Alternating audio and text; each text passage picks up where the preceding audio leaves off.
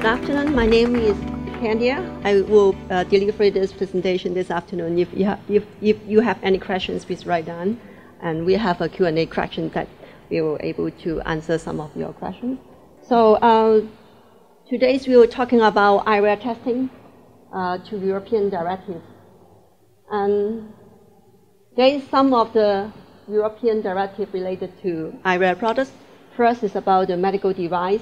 Second is about the personal protection equipment device, and also the CE marking directive, and also about the REACH directive for the chemical issues related to eyewear products.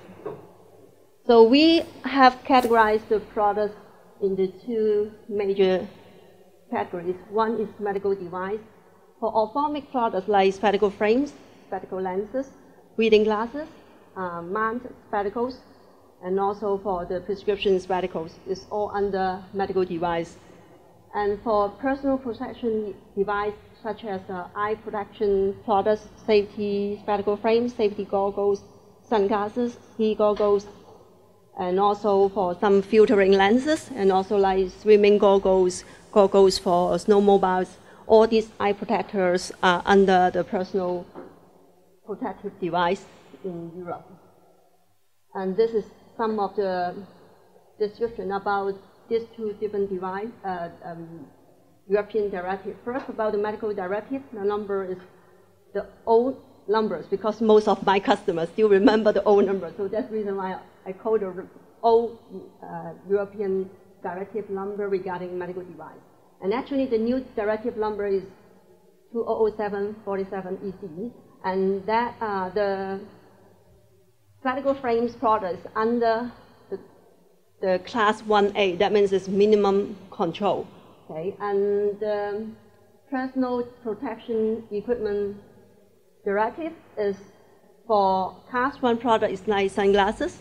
Okay, and that's some simple design for some protection. And class 2 products like the safety goggle, safety spectacle frames, face shield, all these are under class 2. And class 3 is more comprehensive design, like some kind of built-in products, like for use for the welding. Okay, so this is a class 3 product. Today we will mainly focus on consumer products. So there's also some product is across two directives, such as the safety spectacle frames. They are at the same time they are providing eye protection. On the other hand, they are providing the corrective of the eyesight. So that's the reason why they are close to European requirements. And for sunglasses, if there's ready-use sunglasses, it's mainly for PPE products. But if it is a sunglasses for prescription uses, then we also have to consider they are for both directives. So for REACH directive numbers, is also one is very concerned about the nickel. Okay, so the nickel release is under actually the REACH directive entry 27 for Annex 27. Okay, for the reasons we have to test for our products mainly because in each reference standard they have a very clear requirement to mention that nickel release should be tested if the products of the eyewear products has any metal part contact with skin. Okay, so this is some of the reference standard like spectacle frames, sunglasses, reading glasses, and also prescription frame. So we will actually go through much detail here. So today we will only mainly focus on, as I say, consumer products. So we will talk about spectacle frames, sunglasses, and reading glasses. First, about the spectacle frames, the reference numbers for testing is EN/ISO 12870. So this is normally we will test according to the test plan given by the reference standard. Usually we will first check on the sample 1 for constructions, and then the dimensional tolerance, dimensional stability, and also for resistance to perspiration. Finally, resistance to ignition. This is the sample 1 test plan. And sample 2, we will do the bridge deformation, lens retention, endurance. And sample 3 and 4, we will do the nickel release if there is any metal part contact with skin. there is also one optional test resistant optical radiation that is really depending on the customers or the buyer. They will need that test or not, okay? But for mandatory requirement is from test number 1 to test number 8 plus nickel release. So this is some of the photos about the test. So this is actually the frame size testing. We have two methods. One is using the frame tracer. Another one is using the caliper to measure the frame size. Okay, frame size is quite important for our industry. That's because the frame size, like our clothing, it tells how big is the frame. Okay, so if you have a customer walking in the optical stores and you can look at how big is his head, and then you can estimate how big is the frame he needs, you can introduce to them. So the frame size is one important criteria for the staff at an optical store to tell which size is fitting the consumers. Another reason is also because of the lens size. So we have usually measured 3 sizes in the frame. One is lens size, one is the DBL, one is about the temporal length. Okay? So the lens size is also able to tell, in the old days, the opticians, how big is the lenses he requires to order for the frame. So that's the reason why the frame size is very important for our industry at the retail levels, that they have to make as a reference for the consumers and for the lens they need to order. So, and then we have light resistant to ignition. That is one of the tests to test the material flammability. So we expect most of the products are not flammable. Okay, so that's the reason why for this resistant to ignition test is almost you can find in all eyewear industry. Eyewear reference standard that we need to test this resistant ignition. And we have also resistant to perspiration. Because we test a spectacle frame, we assume that frame is able to use, let's say, for 2 years, okay? So if we wear the frame every day, we will sweat. So the standard is written this test because we hope this human sweat will not corrode the frames or damage the coating, damage the colors. So this is a minimum requirement to fulfill the resistant to perspiration. After 8 hours, we don't expect any spotting on the frame. We don't expect any color change on the frames. After 24 hours, we're expecting the frame is still not corroded, no any coating the separation. So the frame coating should be as good as expected. And also one of the tests is thermal stability. We will put the frame in the oven, and then after that, we will measure again the major dimensions of the frame to make sure that the material or the form of the frame will not change too much after the thermal test. It is also because the size of the frame you are able to fit is only for you. So if the temperature will change the material or the frame form, that means you might not able to fit to the frames anymore, and you have to bring this frame to the shop to readjust to fitting to your face again. So this is the reason why the thermal stability test is also one of the important criteria for frame industry. Another 2 tests is frame mechanical test. Here is one is testing the bridge deformation and lens retention. And this is mainly because of the frame. In a shop, we need to adjust it to fit to the consumers. So if the frame is very easy to be deformed, okay, or very hard to be deformed, that means it's very difficult to adjust or the material is too soft. So bridge deformation and also lens retention is also one important criteria for the frame, because the frame is designed to hold the lenses, okay? And if the frame under this 5 Newton force is popping out, that means the lens retention capacity is not meeting the minimum requirement. Okay, you can imagine 5 Newton is around 500 grams. It's very, very small force, okay? And the other mechanical test is the endurance. We are testing, I saw most of you are from the industry, so I hope you understand. We are testing the hinges, about 500 cycles, and then after that, we expected the hinge are still moving as expected. So the hinge function, if they are normal hinges, they are still able to hold the temples. If they are spring hinges, they are still able to perform the spring functions. okay? And this is the mandatory requirement for the frame for the frame test. And this is what I have copied from the standard.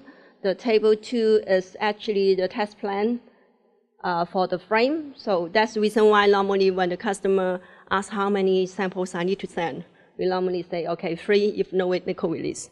Okay? And if there is metal part contact with skin, then we will ask for 5. So this is having the reference standard to state how many tests we need and which tests should be followed, which test is the sequence is already well defined on the test standard.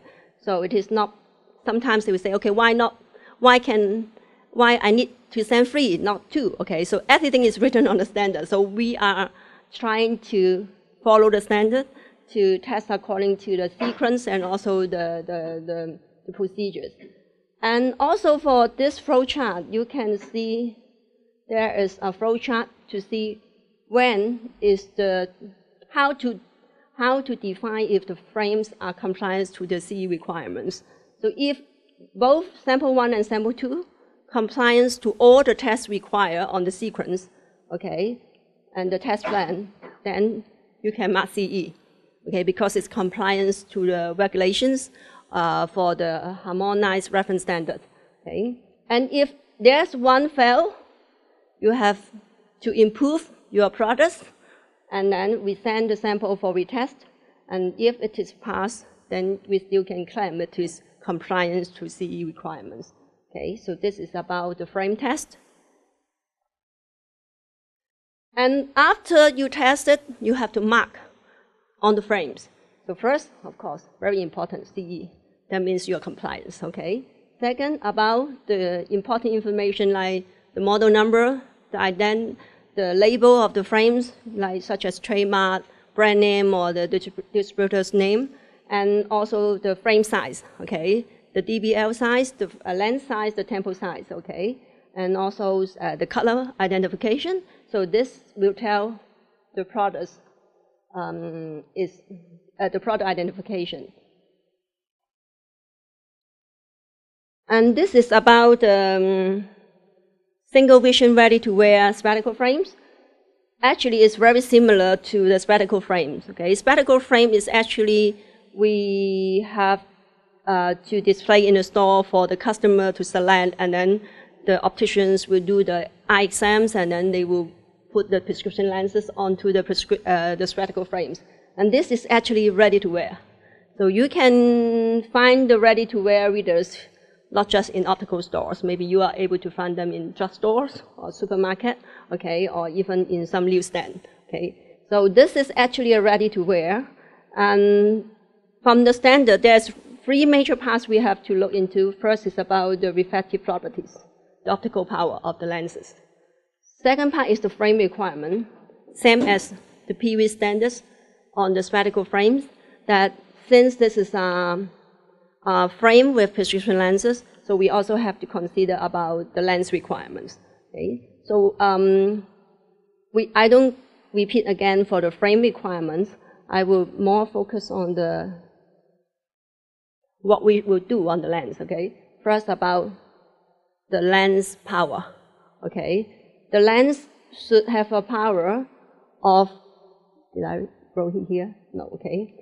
Between plus 100 to plus 350 optical power on the lenses, okay? So sometimes you will see a label say plus 1.00, that means it's 100 degrees, we'll say in Chinese, okay? And maximum 350 degrees is allowed as a ready-to-wear. If you need a higher power, you have to go to the optical stores to ask for eye examination to make sure which power you need. Okay, so for ready-to-wear, it's only in the range of 100 to 350 in Europe. Okay, so this is the power we will measure by the photometer.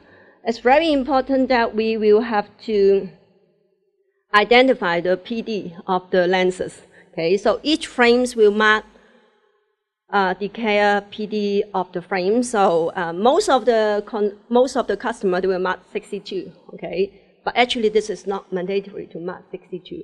It's really depending on the frame size, okay? And if the frame size is, we would say, quite standard size, maybe 62 is quite suitable. But if it is a big frame, okay, maybe for a very big size of persons, and maybe he has a PD of 70, and this frame is suiting for that kind of persons, then you have to decide which PD is suitable for that frame. And that is the PD is actually about the frames that we are able to focus. And so this is the power we need to measure about the spherical power, astigmatic power, and also the prismatic imbalance. And this is one of the very important criteria for reading glasses. And after this, we will test the again, the frame test. And then the lens test, we will consider about the surface quality of the lenses, okay? And also we'll consider about the mechanical strength of the lenses, okay? And this is the three major criteria of the lens quality. If there is tinted colors on the lenses, we will also recommend to do the transmittance test. Because when there's tinted colors, maybe we have to mark the category numbers on the lenses. So that's the reason why if customers sending a frames that with these tinted colors for reading glasses, then they have to consider 2 more tests. So after all these tests, the refractive powers and also the frame test and the lens test, then again go to the marking requirement. First, CE marking is required, and also we have to mark according to the standard that there is some minimum requirements. We need to mark like the PD, the frame identification of model number, color number, frame size, etc. And very important, the warning label. Because for reading glasses, it is ready to wear for near vision use only. You can consider when you're driving a car, you are not just using the near vision portions, you also have to use the middle range and also the far visions. So that's the reason why for reading glass, when you wear it, it is not recommended to use for driving. So this warning label is very important to put on the product. And same as the frame test, if there's any, for example, the power is not compliance to the decay power or the decay PD, we have to improve and retest it again, okay? So this is about the reading glasses. And the first section is about the fashion spectacle frame and sunglasses for general use, and we are talking about long prescription use. Okay, so for that part, actually there's a reference standard, and we will normally test according to the reference standard for these requirements. First, we will test about the transmittance. Okay, transmittance properties from the UV range to the visible range. We will first identify, according to the reference standard, which measurement point we have to measure. According to the European standard, we have to measure with reference to the reference headphone. Okay, and we have 2. One is adult, one is children. So if it is adult use sunglasses, we have to use a headphone to identify their PD, the visual center of the frames, and we will mark the measurement point on the lenses, and we will then put the lenses on fixtures, and then put it on the spectrophotometers and measure from 280 to 780 range of UV and visible range to get the lens data. And then we will consider also the frames are able to meet the requirement for driving and road use. Okay, there's 2 requirements that are set by the reference standard, that if the frames are category 0, 1, 2, or 3, they should be suitable for driving use. Okay, so and we have to make sure that they are suitable for driving use. There's 2 criteria. One is the traffic light recognitions. So if you are using the sunglasses Also, when you are driving a car, so you have to, you are able to recognize the traffic light colors. So that's one criteria. The second criteria is the spectral transmittance at 475 to 650. At this range, you should have a minimum requirement to meet the reference standard. So if these two criteria are fulfilled, then this lens at category 0 to 3 are just able to confirm it is meeting the requirement for driving and road use. And also if the lenses are claimed it is UV protection. Normally most of the sunglasses at 100% UV blocking. Okay? And then we have to evaluate on the UV range. Are they really 100% blocking the UV light?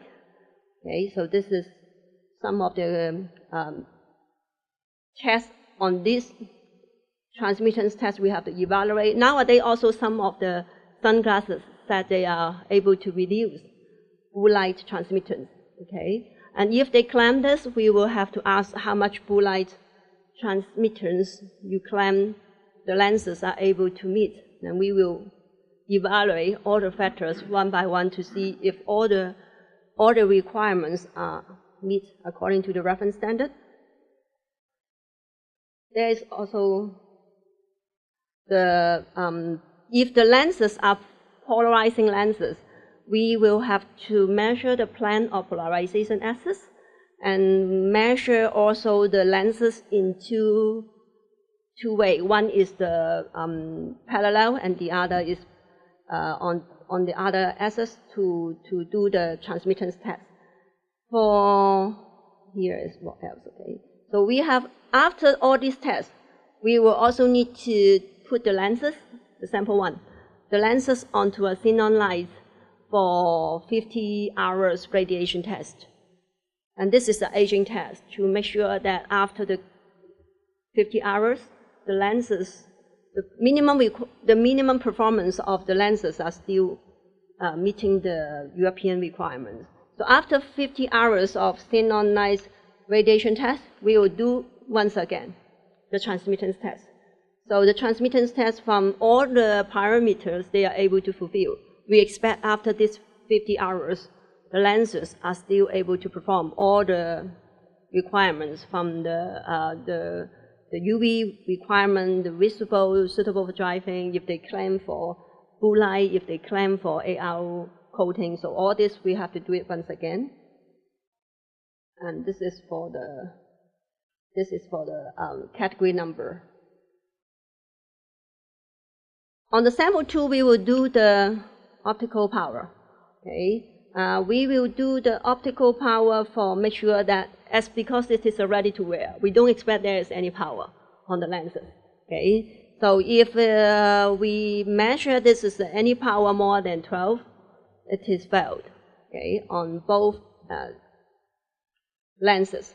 After this, we will do the prismatic power, prismatic imbalance, make sure that the prismatic requirements are still able to meet the standard. And sample 3, we will have to do the dropout test or the minimum robustness depending on the customer selection. Most of the customer will select the dropout test to claim the lenses are level 1.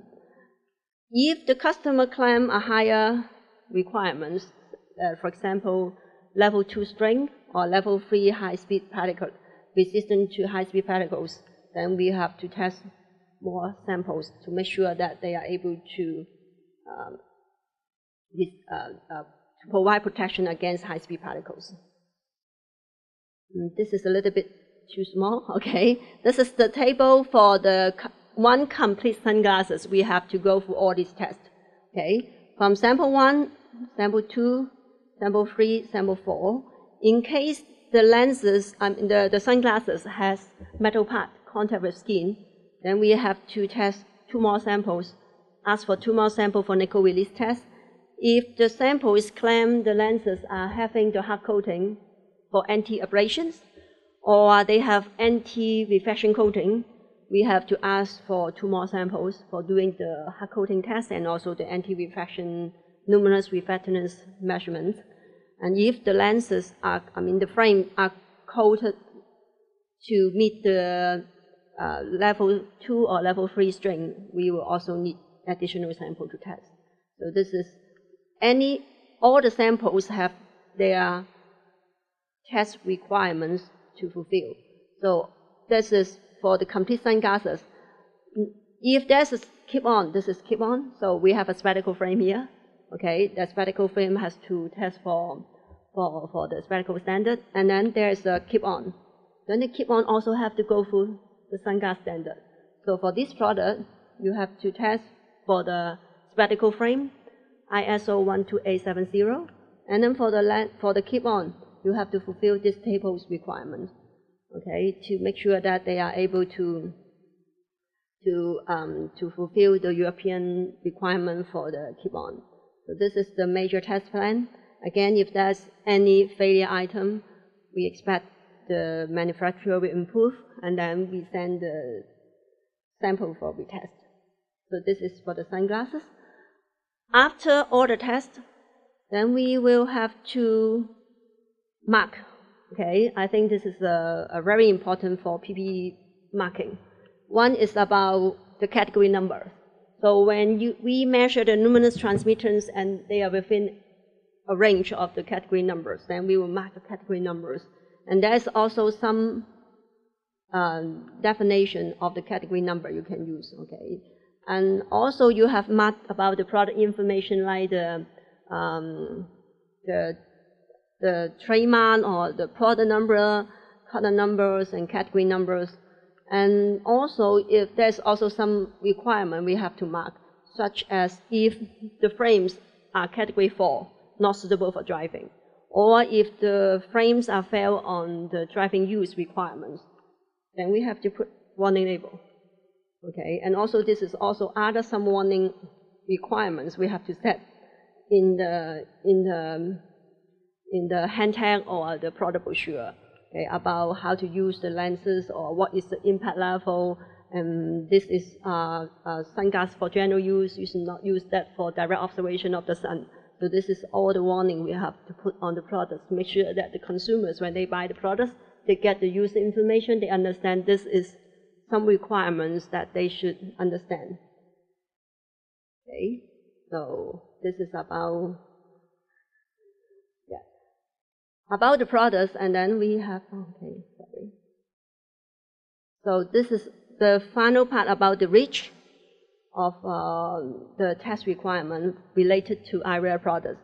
So I make a summary, like nickel release is the most highly concerned item because all the reference standards about eyewear will wrote nickel release has to be tested if there is any metal part direct or prolonged contact with skin. So this is directly related to eyewear product. Second is about the cadmium and also about the total lead and phthalates, PAH. All this is some customer will concern if there is a risk when they do the risk assessment during the pre-production stages, and they find there's some item maybe have some concerns on the chemical issues, then the customer may set up their test plan additional on the fundamental test requirements about the products, and on addition on the nickel release, they may also request for cadmium on the plastic, okay, or coating, total lead on coating or the metal, and also the phthalates, and also for the PAH if there is any rubber parts. Okay, so there is also one of the tests is quite often being asked by our customers. That is about the screening test on the REACH directive. Is about the SVHC, the substance of very high concerns. Okay, this is about 168 items are listed in this list, but normally that is not much customer will ask for it. But this is also one of the concern about the REACH. And yes, so this is about my presentation. It's a little bit too rushed, right? Okay, so is that any question? Then you can write down the question on your paper, then we can handle it on the Q&A session. Thank you.